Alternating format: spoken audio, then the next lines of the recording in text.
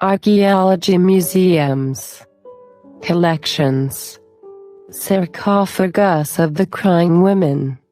In the sarcophagus of the Crying Women, found at the royal necropolis in Sidon, like the Alexander sarcophagus, nothing could be found other than the bones of its owner and a bronze belt buckle, since it had been robbed in an earlier time. From the partial traces on the marble that remained until today, it is understood that it had been dyed in blue and red initially.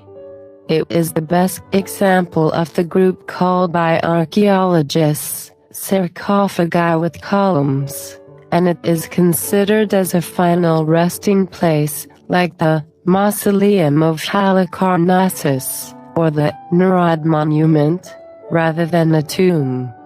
Its architectural features were used in the architecture of the old building of the Istanbul Archaeological Museums.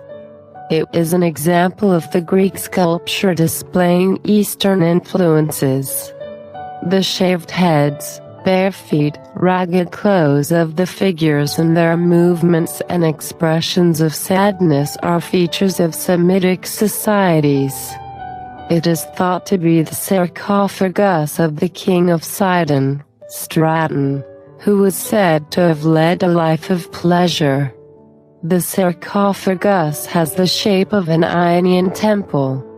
It is thought that the figures of 18 sad women between the columns represent the wives of the dead person or the women in his seraglio, rather than crying women who were common in the Middle Eastern countries.